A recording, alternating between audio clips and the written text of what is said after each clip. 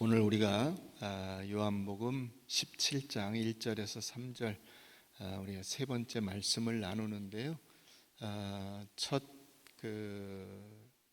번째 말씀은 하나님의 영광이 무엇인가에 대해서 살펴보았고, 또 지난주에는 그 예수의 권위, 권세라는 것이 무엇인가 하는 것을 살펴보았고, 오늘은 영생에 대해서 살펴봅니다. 2절에 보면 아버지께서 아들에게 주신 모든 사람에게 영생을 주게 하시려고 만민을 다스리는 권세를 아들에게 주셨다, 이렇게 말씀하면서 영생이 뭐냐를 정의하고 계시는데, 영생은 곧 유일하신 참 하나님과 그가 보내신 자 예수 그리스도를 아는 것이다, 이렇게 말씀하고 있습니다.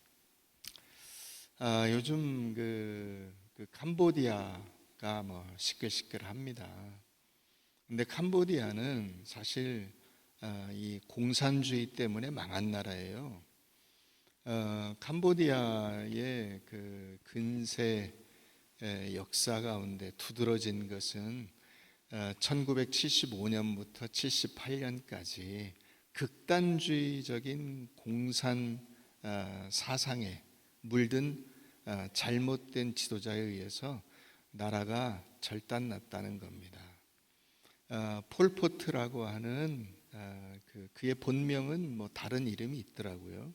우리에게 알려진 이름은 폴포트인데, 그 폴포트가 그 공산주의 사상을 가진 사람이에요.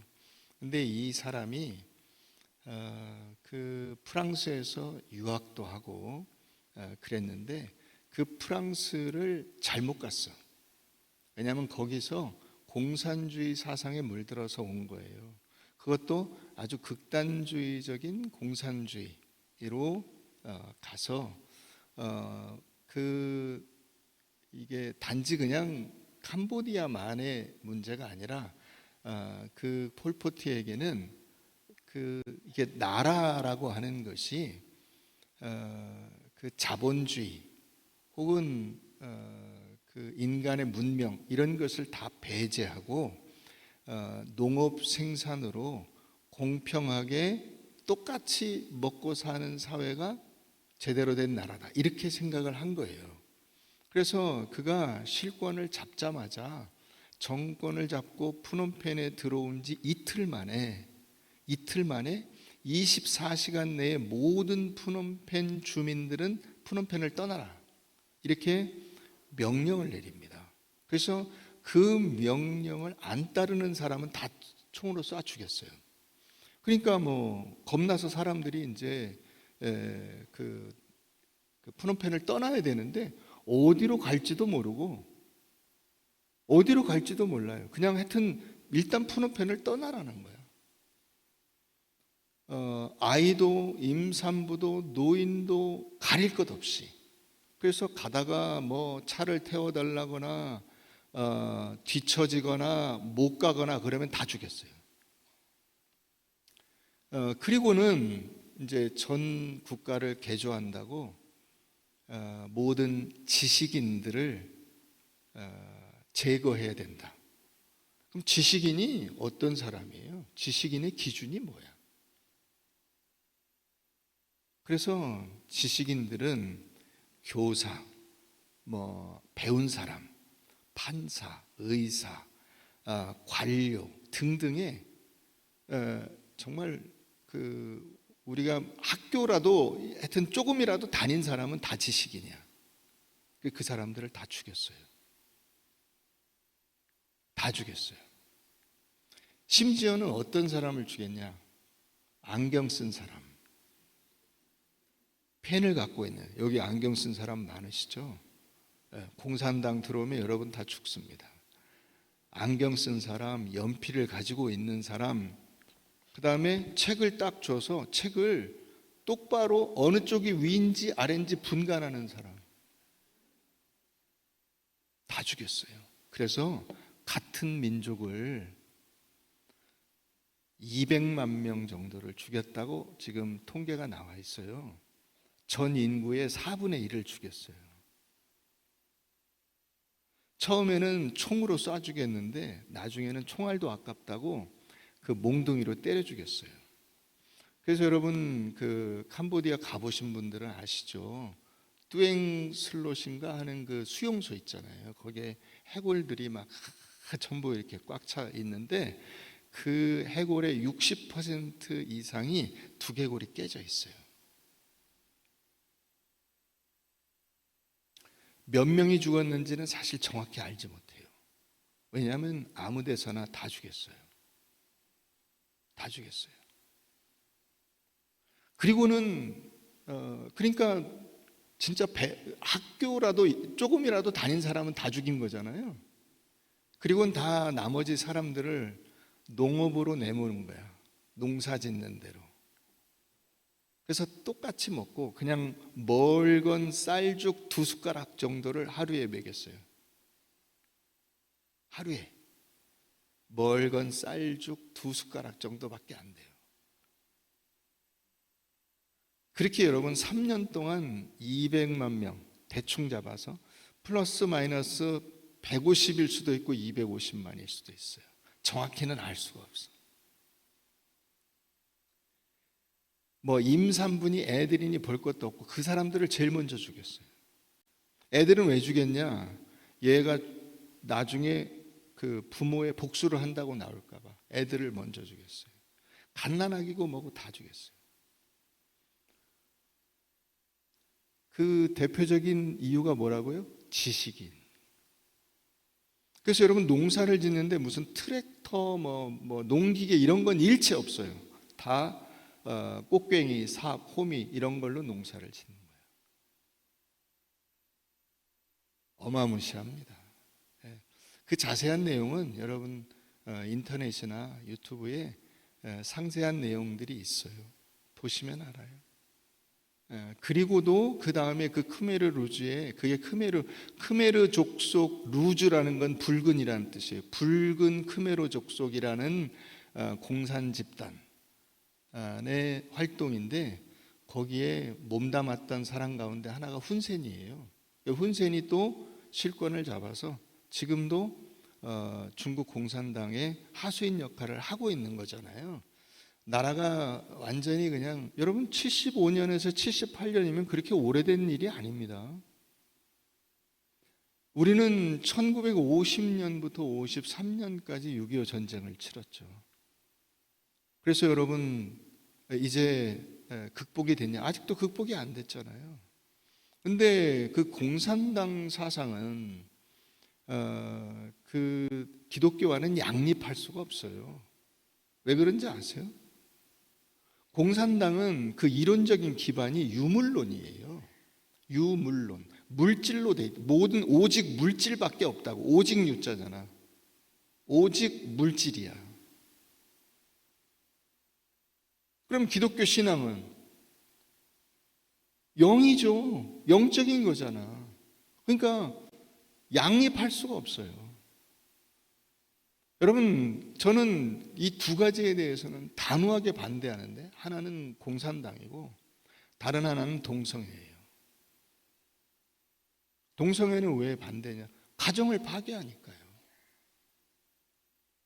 동성끼리는 가정을 이룰 수가 없어요. 애초부터. 그렇잖아요.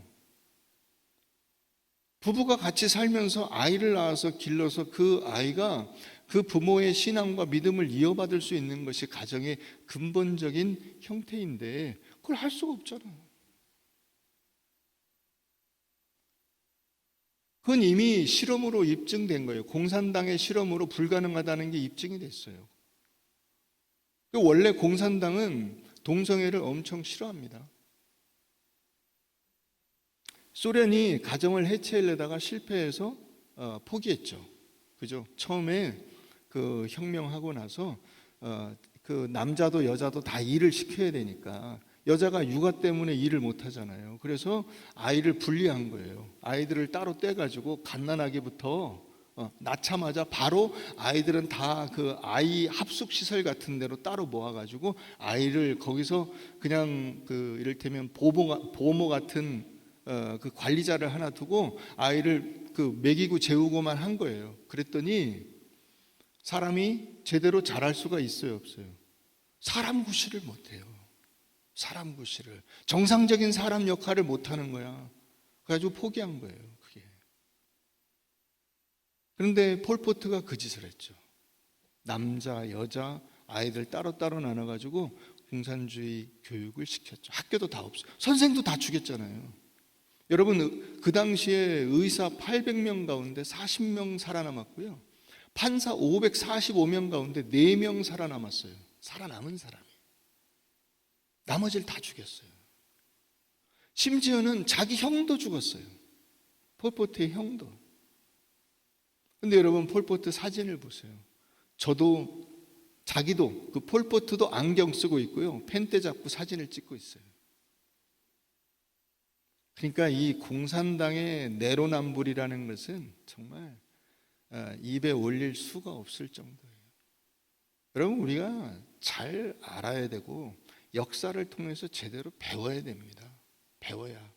물론 역사학자들의 결론은 뭐냐면 인간은 역사를 통해서 배우지 못한다는 거야. 근데 그래도 몇천 년 전의 역사야 우리가 제대로 인식을 못하고 넘어갈 수는 있지만은 100년도 안 된 역사에서 배우지 못한다면 그건 정상적인 사람들은 아니잖아요. 전쟁 난 지 지금 75년밖에 안 됐는데 공산당을 잊어버리고 아직도 공산당 지지하는 사람들이 이 사회에 활개치고 있다는 것은 참 안타까운 일입니다.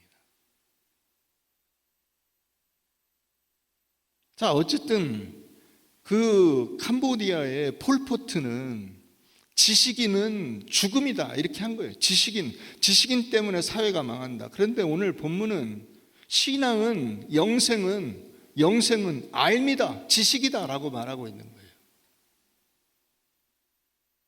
자, 뭐에 관한 지식이냐? 이 지식은 단순한 정보가 아니에요. 인포메이션이 아니라고. 인터넷에 있는 어떤 정보를 내가 알고 있느냐 없느냐 그게 아니에요.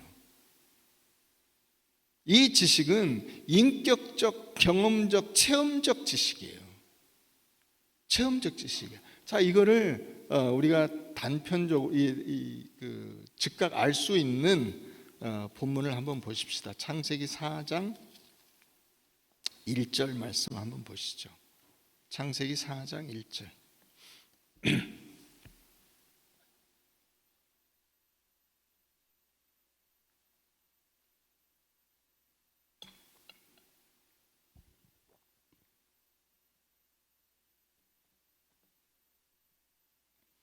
아담이 그의 아내 하와와 동침하매 하와가 임신하여 가인을 낳고 이르되 내가 여호와로 말미암아 득남하였다 하니라.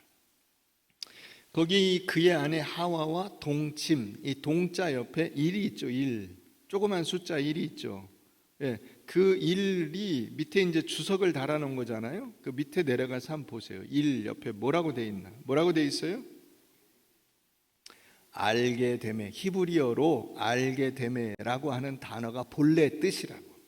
근데 번역을 동침하매라고 번역을 한 거예요. 알게 된다라고 하는 뜻이 바로 이런 뜻이에요.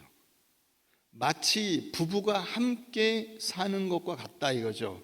아담이 그의 아내 하와와 함께 살면서 하와가 임신하여 가인을 낳고 이르되 이렇게 되는 거예요.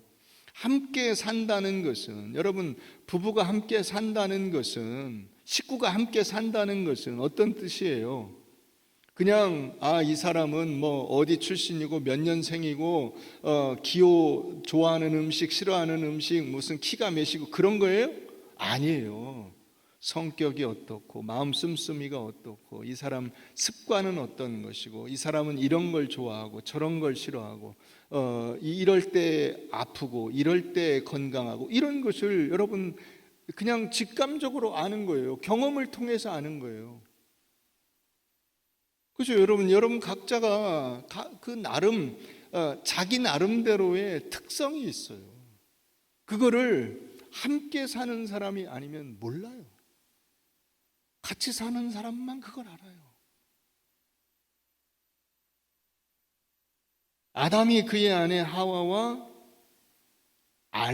알고 지내다 보니까 그죠? 어떻게 돼요? 아이를 낳아. 사람이 남자가 그 부모를 떠나 여자를 맞아들여서 둘이 부부가 되고 그것을 뭐라고 말하냐 성경이 하나가 한 몸이라고 말하고 있는 거예요. 부부 일심동체. 그래서 이 안다는 것은 어디로 연결이 되냐면 하나가 되는 것과 연결이 돼요. 연합으로 간다고. 연합. 그래서 우리가 17장에서 요한복음 17장에서 나중에 보겠지만은 하나님 아버지와 제가 하나가 되고 그와 같이 저들도 하나가 되어 우리가 아버지 안에서 다 하나가 되는 이것을 이룰 수 있게 해 주심을 감사합니다. 그렇게 될 줄로 믿습니다라고 예수님이 고백을 하고 있는 것을 보게 돼요. 이게 알미예요. 그래서 이 하나님을 안다는 것은 친밀한 사랑의 관계 안으로 들어가는 거예요. 부모 자식의 관계, 부부의 관계. 여러분 자식도 원래 부모와 하나였잖아요. 우리 여기 이제 조금 아까 성경 봉독한 우리 성도님도 우리 이제 아이를 가지고 있는데 그 아이가 내 몸과 일체잖아요. 우리 또 저 뒤에 이게 배가 산만한 우리 성도님도 있고 11월 달에 이제 아이 낳으려고. 근데 그 쌍둥이도 아닌데 우리 집에 쌍둥이가 있잖아요. 쌍둥이도 아닌데 배가 쌍둥이만큼 불러. 얼마나 큰 애가 나올는지 모르겠어. 엄마와 한 몸이잖아. 그죠? 이 굉장한 이 함축적 의미가 있어요. 그러니까 부모와 자식은 애초부터 하나였기 때문에 그 연을 끊을 수가 없다고. 끊을 수가 없어요. 끊어지지 않는 거야, 그게. 끊는다고 끊어질 수가 없어. 야, 호적 파가라. 넌 내 자식도 아니. 그게 그런다 그래서 되는 게 아니고 파간다고 팔 수 있는 게 아니야. 뭐 호적을 뭐 삽으로 파, 포크레인으로 파, 뭘로 파요? 예? 팔 방법이 있어요? 없어요. 왜냐하면 이 안에 있기 때문에 그런 거예요. 이 안에. 이 알미라는 게 바로 그런 거라고. 근데 인간이 그와 같은 삶에서 벗어나죠. 벗어나요. 자, 우리 로마서 9장을 한번 가보시죠. 로마서 9장.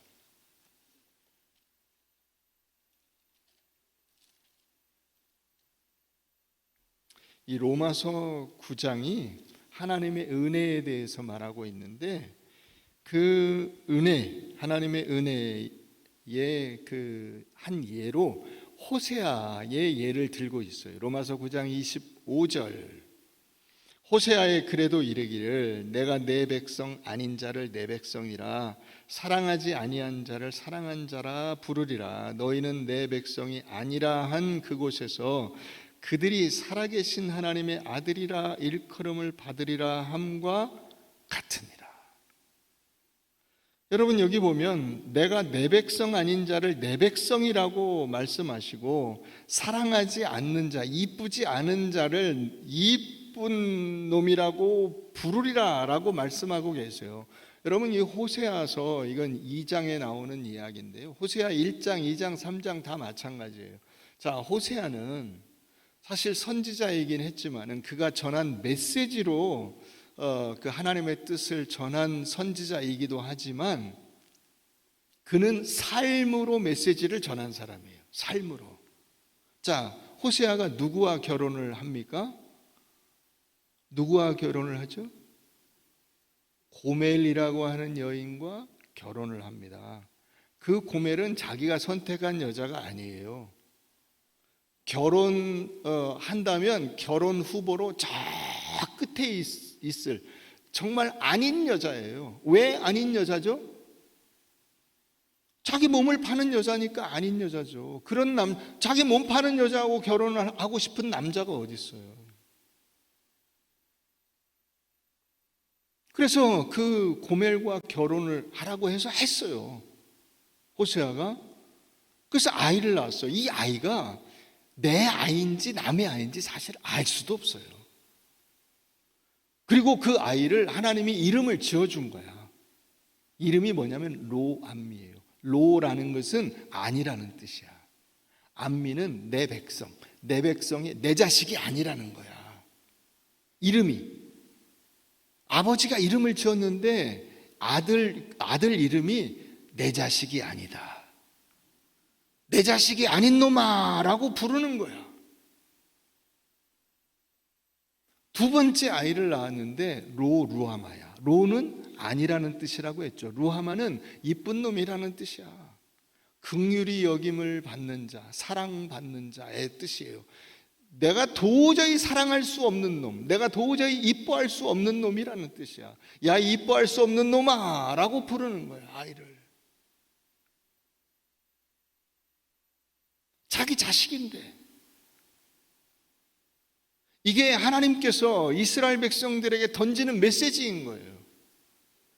너희는 내 말을 거역하고 불순종하고 내 맘대로 살아서 도저히 내 자식이라고 할 수 없는 놈들이고, 내가 도저히 예뻐할 수 없고 사랑스러워할 수 없는 원수와 같은 존재인데, 내가 너희를 아들 삼아주고 딸 삼아주고 내 자식이라 불러주고 나의 긍휼과 은혜를 너희에게 퍼부어 한 몸인 것 같이, 그죠? 마음을 다하고 뜻을 다하고 힘을 다하고 목숨을 다하여 사랑하는 그 사랑이, 여러분, 우리가 하나님만 사랑하는 거예요? 하나님이 이미 우리를 그렇게 사랑하신 거예요. 그 사랑을 입은 존재라고 지금 말하고 있는 거예요. 너희는 내 백성이 아니라 한 그곳에서 그들이 살아계신 하나님의 아들이라 일컬음을 받으리라. 이것을 아는 것, 이것을 아는 것, 그게 영원한 생명의 지식이 되는 거예요. 그거는 단지 머리로 아는 게 아니고 내 마음에, 내 삶에 내가 경험되는 거예요. 여러분들이 그래서 소위 말하는 은혜 받은 경험이 있는 거잖아요. 은혜 받은 경험. 어느 순간 자기도 모르는 사이에 이 폭포수 같은 눈물이 나오면서 눈물, 콧물 다 흘리고, 하나님이 나 같은 것도 사랑해 주시고 나 같은 것도 받아주시고 자식이라 불러주시고 하나님의 은혜를 경험케 해주심을 감사합니다 라고 느끼는 그 어느 특정 시점이 여러분들에게 있었을 거예요. 그걸 아는 것, 그걸 깨달아 알게 되는 것, 이것이 신앙과 믿음의 출발점이 되는 거예요. 출발점.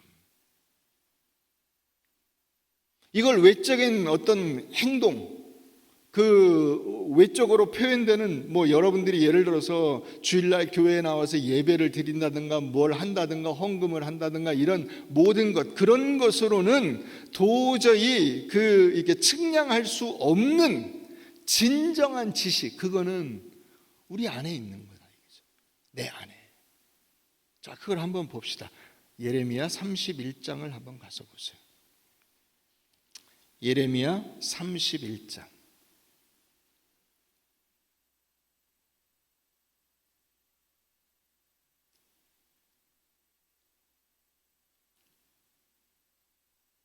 33절. 그러나 그날 후에 내가 이스라엘 집과 맺을 언약은 이러하니, 이게 새 언약이라고 나와 있죠. 31절에 새 언약이라고 이름이 나와 있어요. 내가 이스라엘 집과 맺을 언약은 이러하니 곧 내가 나의 법을 그들의 속에 두며, 밖에 있지 않아, 율법이나 무슨 행동이나 규범이나 이런 것이 아니고 내 속에 있어요. 속에 두며 그들의 마음에 기록하여 나는 그들의 하나님이 되고 그들은 내 백성이 될 것이라.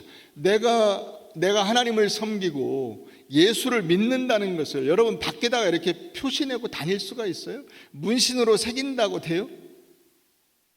이마에다 붙이고 다닌다고 됩니까? 그게? 아니죠. 내가 마음에 하나님을 나의 하나님이라고 부르고 나를 그 자녀로 삼아주신 하나님의 은혜에 감사하는 마음을 가지고 사는 거예요. 그래서 나는 그들의 하나님이 되고, 그들의 하나님, 누구? 나의 하나님이죠. 나의 하나님. 나의 하나님이 되고 그들은 내 백성이 되는 거예요. 내 백성, 하나님의 백성이 되는 거예요. 여호와의 말씀이니라. 그들이 다시는 자기 이웃과 형제를 가르쳐 이르기를 너는 여호와를 알라 하지 아니하리니 이는 작은 자로부터 큰 자까지 다 알기 때문이라. 다 나를 알기 때문이라. 내가 그들의 악행을 사하고 다시는 그 죄를 기억하지 아니하리라. 여호와의 말씀이니라. 여러분, 나는 그들의 하나님이 되고, 관계적 소유죠. 그죠? 관계적 소유, 언약적 결합이에요. 그래서 언약의 본질은 이 관계가 내면화되는 거예요. 여러분, 결혼하고 나면은 자기 남편이, 아내가 저 사람은 내 사람이다 라고 하는 것을 내가 알고 사는 거예요. 저 사람은 내 사람이다. 나의 아내다, 나의 남편이다. 난 저 사람밖에 없다. 그게 여러분 삶의 핵심이라고. 나에게는 하나님밖에 없다. 예수밖에는 없다. 성령밖에는 없다. 이게 하나님께서 우리에게 은혜로 베푸셔서 우리가 갖게 되는 그 소유적 관계, 관계적 소유예요. 언약적 결합이에요. 그래서 이 하나님을 나의 하나님으로 아는 것, 그게 영원한 생명의 출발점이라고. 우리가 영생 그러면 영생을 자꾸 시간의 길이로 생각하는 경향이 있어요. 그러나 여러분, 영생은 물론 시간의 길이가 길다는 의미가 없는 것은 아니에요. 그러나 여기에는 또 다른 뜻이 있어요. 그건 뭐냐면 영생이라는 것은 그것이 완벽해서 꽉 차서 더 보충할 것이 있거나 거기서 뺄 것이 있거나 불완전한 것이 없는 거예요. 없는 거예요. 완벽한 거예요. 완벽하니까 오래 가는 거예요. 그게. 여러분, 예를 들어서 아이가 한 1m쯤 컸어요. 이 상태로 영원히 갔으면 좋겠다. 물론 그 상태에 내가 그 아이를 너무 사랑스럽고 예뻐서 그렇게 말할 수는 있지만, 진짜로 크다 말고 그냥 그 상태로 영원히 가면 그게 부모의 기쁨이겠어요? 아니죠. 충분히 자라야죠. 다 커야죠. 완전히 커야죠. 성품도 꽉 차야죠.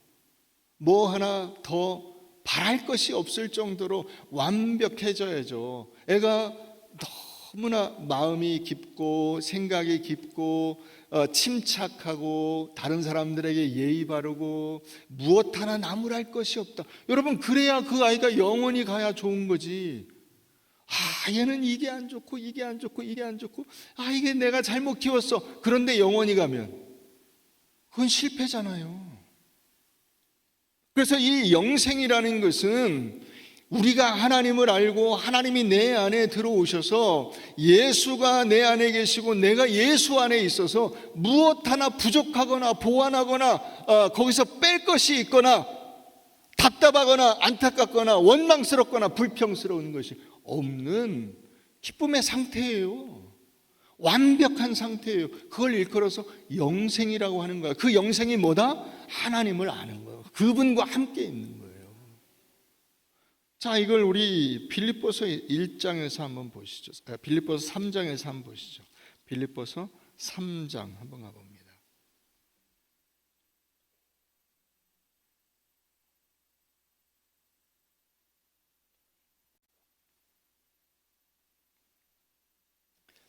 빌립보서 3장 8절 또한 모든 것을 해로 여김은 내 주 그리스도 예수를 아는 지식이 가장 고상하기 때문이라. 내가 그를 위하여 모든 것을 잃어버리고 배설물로 여김은 그리스도를 얻고가 있죠. 얻고 그리스도를 아는 거예요. 그 안에서 발견되려 함이니 내가 가진 의는 율법에서 난 것이 아니요 오직 그리스도를 믿음으로 말미암은 것이니 곧 믿음으로 하나님께로부터 난 의라. 내가 그리스도와 그 부활의 권능과 그 고난의 참여함을 알고자 하여 그의 죽으심을 본받아 어떻게 해서든지 죽은 자 가운데서 부활에 이르려 하노니 내가 이미 얻었다 함도 아니요 온전히 이루었다 함도 아니라 오직 내가 그리스도 예수께 잡힌 바 된 그것을 잡으려고 달려가노라. 아멘. 예수 그리스도가 최상의 가치이기 때문에 내가 그분을 아는 것이 나의 가장 큰 기쁨이요 목표다. 내 인생의 최고의 가치다. 근데 이것은 이 땅에서 완성이 됩니까? 안 됩니까? 이 땅에서 완성이 안 돼요. 그래서 이미 얻었다 함도 아니요 온전히 이루었다 함도 아니라 오직 내가 그리스도께 잡힌 바 된 그것을 잡으려고 달려간다. 다시 말하면 여기서부터 이미 예수를 얻었잖아요. 얻었고, 그죠? 얻고 그 안에서 발견되는 이 삶을 계속해서 살아가는 거예요. 이걸 성경에서 뭐라고 하냐면 동행이라고 하는 거예요. 동행. 뭐라고 한다고요? 동행. 자, 한번 보시죠. 창세기 5장 24절 한번 보세요. 창세기 5장 24절. 실제로 이 하나님을 알므로 영생을 살았던 실제적인 표본을 우리에게 제시해 주고 있는 거예요. 자, 창세기 5장 24절 다 같이 읽어봅니다. 시작. 에녹이 하나님과 동행하더니 하나님이 그를 데려가심으로 세상에 있지 아니하였더라. 자, 동행이라는 말과 데려가신다라고 하는 단어를 여러분 잘 연결을 시키셔야 돼요. 데려간다는 것이 여기서 여기로 이렇게 갑자기 옮겨갔다는 뜻이 아니에요. 순간적인 이동이 아니에요. 다시 말하면 죽어서 천국 갔어요가 이런 개념이 아니라 여러분들이 부부가 같이 사는 게 마치 이런 거죠. 같이 동행한다고 하잖아. 그죠? 동반자 아니야. 동반자. 부부가 서로 동반자. 같이 가는 거잖아요. 그러면 언제부터 같이 가요? 결혼해서부터 죽을 때까지. 같이 가는 거야. 그게 동행이에요. 에녹이 하나님과 동행했어요. 그래서 하나님이 그걸 어디까지 연장시켰어요? 영원까지 연장시키신 거잖아. 같이 데려가신 것으로. 이해가 되시죠? 무슨 말인지 이해가 되시죠?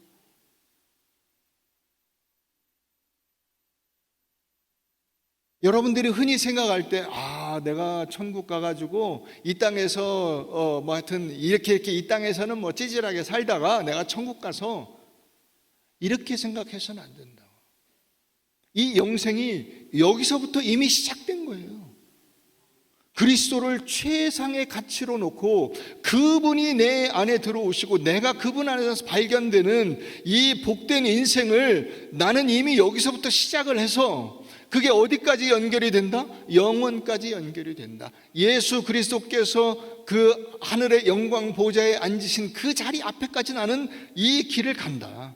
그래서 이게 옮겨가는 거예요. 동행이라고 하는 것입니다. 이게 동행.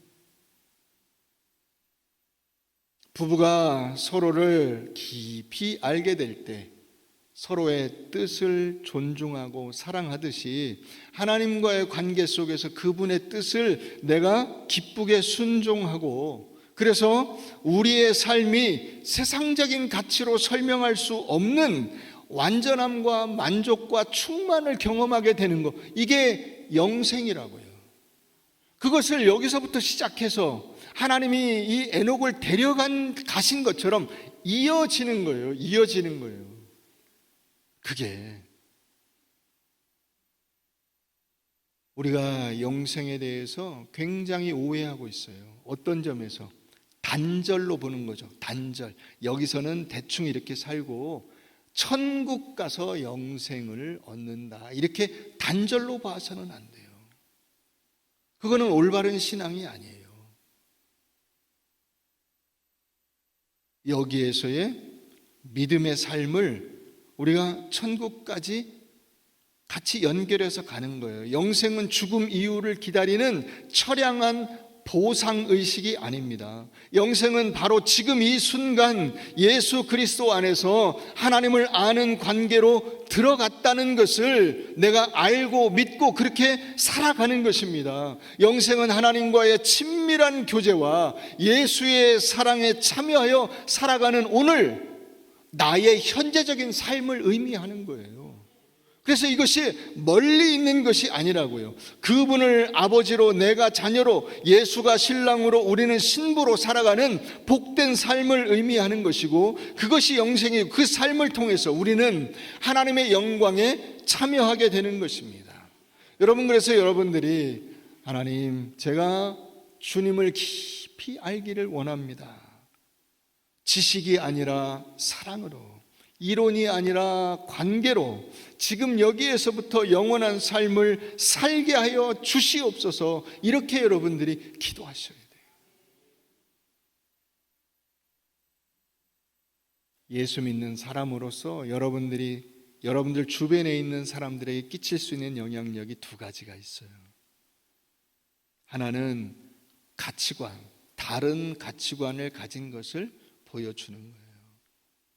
또 하나는 다른 윤리관, 윤리적, 도덕적, 성경에 기초한 삶이 무엇인가를 보여주는 거예요. 그런데 이것이 하나님의 은혜가 없으면 안 돼요.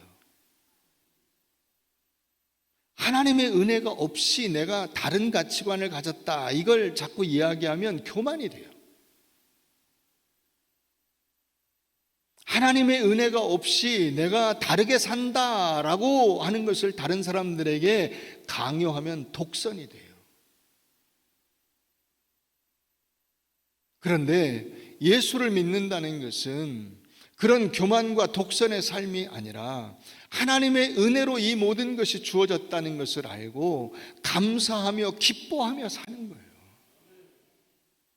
그게 영원한 삶의 출발 지점이에요. 사랑하는 성도 여러분, 오늘 예수님께서 우리에게 말씀하신 바와 같이 하나님과 그분이 보내신 구세주 예수 그리스도를 아는 그 아름답고 복된 인생을 여러분들의 인생 속에서 잘 살아내요.